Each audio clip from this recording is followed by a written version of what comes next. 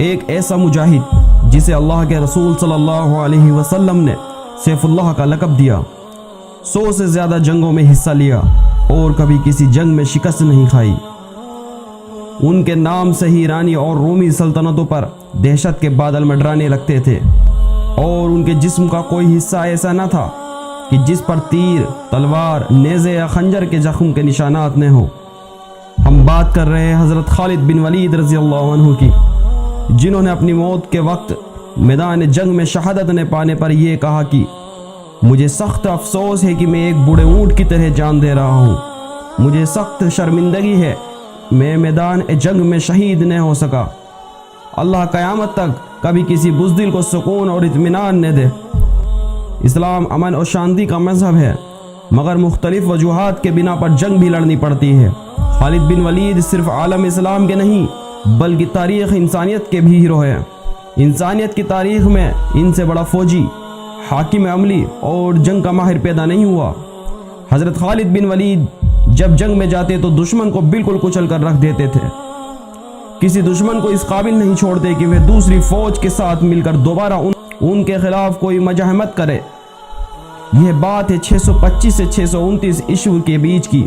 حضرت خالد بن ولید قریش کے ایک قبیلے سے تعلق رکھتے تھے اور پیدائشی ایک جنگجو تھے۔ ان کے قبیلے کا کام ہی جنگ کرنا تھا۔ ان کے والد نے ان کی جنگی حکمت عملی، تیر اندازی، گھڑ سواری، نیزے بازی، تلوار بازی، چھپ کر وار کرنا، تعاقب کرنا جیسے تمام حربی علوم سکھائے تھے، اور اس وقت یہ عربوں کا عام رواج تھا۔ عرب کا ہر جنگجو یہ سارے علوم سیکھتا تھا۔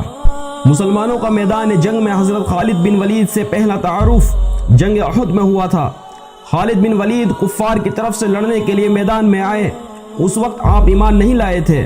جنگ احد میں حضور صلی اللہ علیہ وسلم نے خالد بن ولید کے گھڑ سوار دستوں کو آتا دیکھ 40 تیر اندازوں کو پہاڑی پر بھیج دیا اور حکم دیا چاہے جو ہو جائے تم لوگوں کو اپنی جگہ نہیں چھوڑنی ہے۔ جنگ احد میں جب مسلمانوں کو کامیابی حاصل ہونے لگی تو مال غنیمت جمع کرنے کا سلسلہ شروع ہوا۔ ان 40 تیر اندازوں میں سے کچھ حکم کی تعمیل نہ کرتے ہوئے پہاڑی سے نیچے آ گئے، جس کا بھرپور فائدہ خالد بن ولید نے اٹھایا، جس سے کفار کے گھڑ سواروں کی فوج کو موقع مل گیا کہ مسلمانوں کی پشت پر حملہ کر سکے۔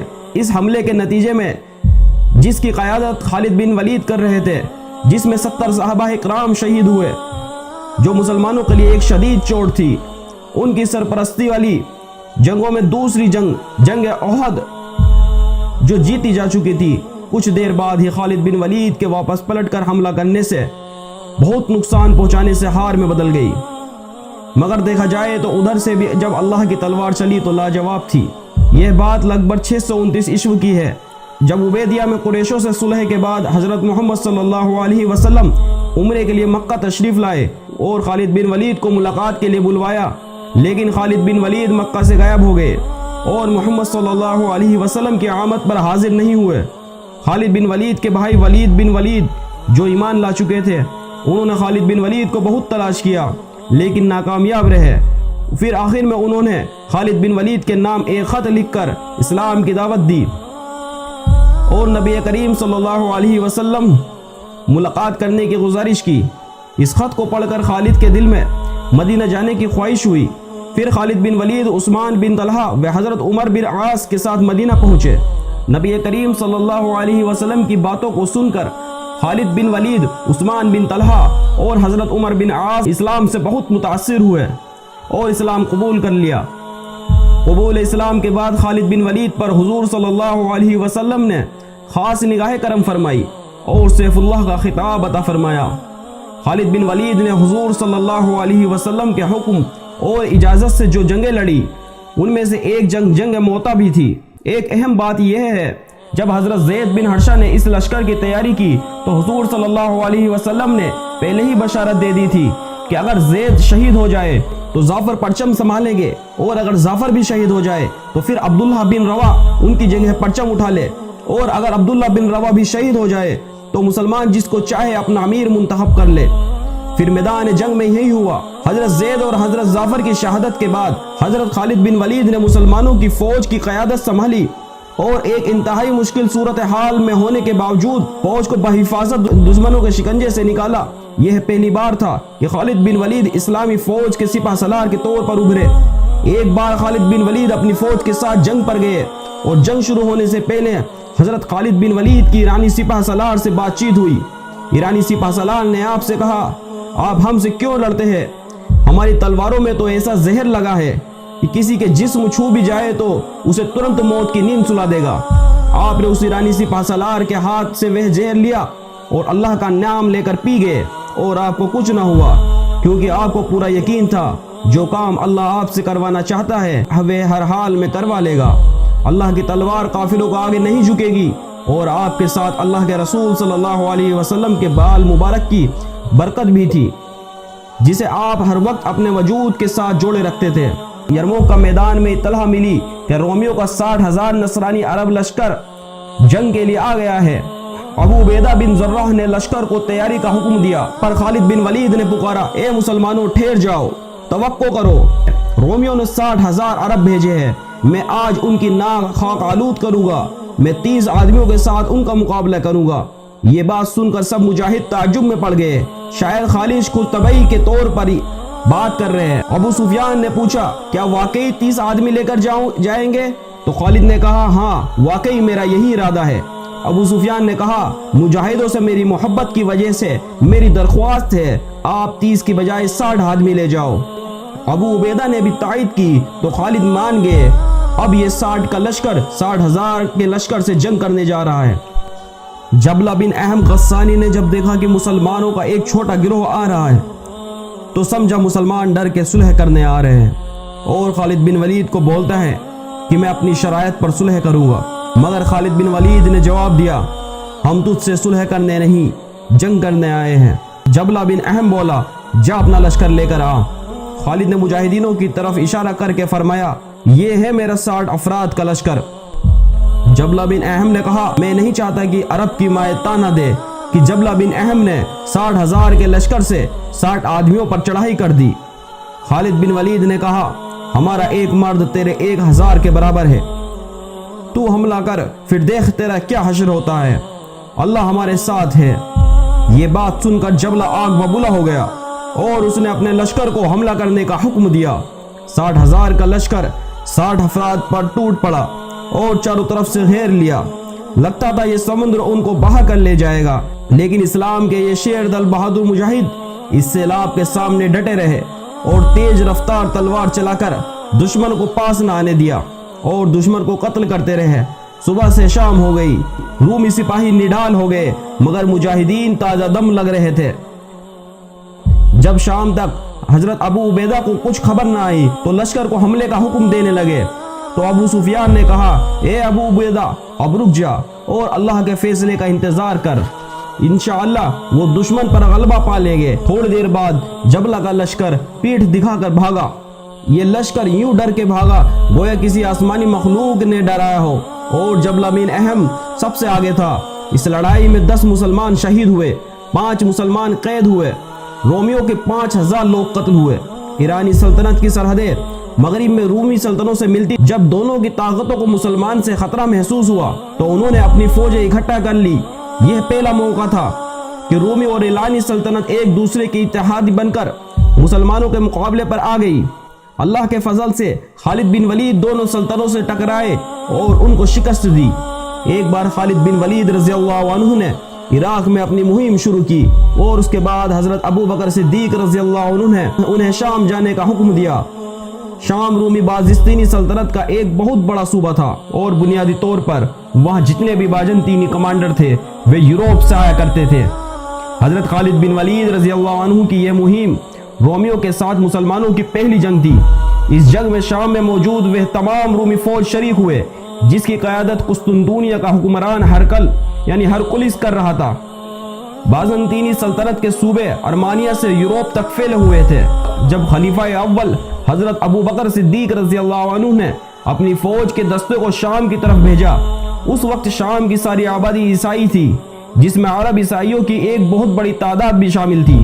اس کے علاوہ پارسی بھی بہت بڑی تعداد میں تھے۔ اس ساری صورتحال میں جنگی مہم کے لیے خالد بن ولید رضی اللہ عنہ کو بھی وہاں بھیجا گیا۔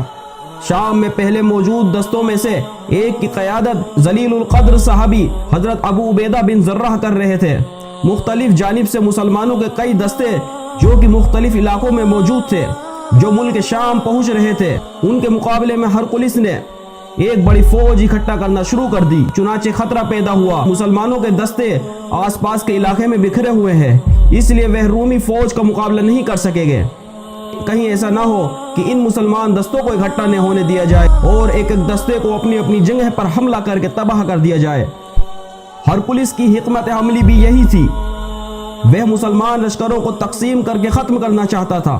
جب یہ اطلاع حضرت ابو بکر صدیق رضی اللہ عنہ تک پہنچی تو آپ نے حضرت خالد بن ولید رضی اللہ عنہ کو حکم دیا کہ وہ فوراً ملک شام پہنچے اور وہاں سے لشکروں کی قیادت سنبھالی۔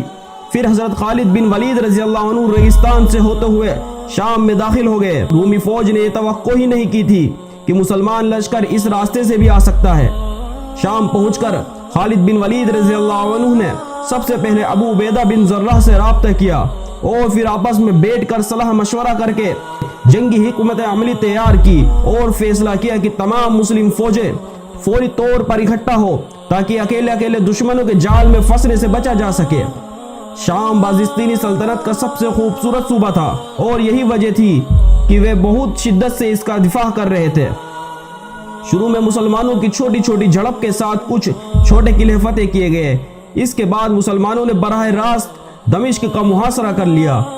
اسی بیچ یہ خبر ملی کہ ہرقلس نے اپنی فوج کو اس طرح ترتیب دیا ہے کہ وہ مسلمانوں کو پشت کی طرف سے گھیرنا چاہتا ہے اور اجندین کے مقام پر اپنی فوج جمع کر رہا ہے۔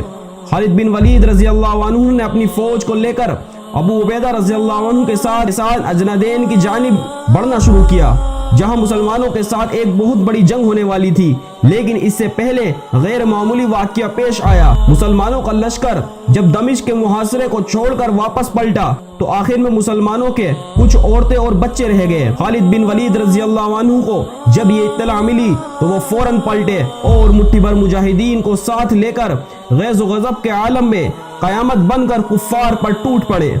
کفار کو اندازہ ہی نہیں ہوا کہ انہوں نے کس کو چھیڑ دیا۔ اجندین میں فتح حاصل کرنے کے بعد مسلمان کا رخ واپس دمشق کی جانب ہو گیا۔ دمشق میں مسلمان فوج کو دو حصوں میں تقسیم کر دیا گیا، ایک طرف خالد بن ولید رضی اللہ عنہ، دوسری جانب حضرت ابو عبیدہ بن زرہ نے کمان سنبھالی۔ دمشق کے لوگوں کو یقین تھا کہ دمشق کا مضبوط قلعہ ان کی حفاظت کرے گا اور وہ کسی قیمت پر صلح پر راضی نہ تھے۔ جو مار رومیوں کو اجندین یا باقی چھوٹی چھوٹی لڑائیوں میں پڑ چکی تھی وہ اس سے نہایت خوف زدہ تھے، لہذا خالد بن ولید رضی اللہ عنہ نے چھاپہ مار کارروائی کے ذریعے دیوار فلانگ کر دروازے کھولنے کا فیصلہ کیا اور پھر خالد بن ولید رضی اللہ عنہ جنگ کرتے ہوئے شہر میں داخل ہو گئے تو شہر کی قیادت اس دروازے کو دوڑی جہاں حضرت ابو عبیدہ کی فوج موجود تھی، جہاں پر حضرت ابو عبیدہ نے امن و عافیت سے شہر میں داخل ہونے اور اپنے ہتھیار ڈال دینے کی پیشکش کرتے ہوئے صلح کی شرائط طے کی۔ حضرت ابو عبیدہ نے ان کو امان دے دی۔ دوسری جانب ان سب سے انجان خالد بن ولید رضی اللہ عنہ ابھی بھی جنگ کر رہے تھے۔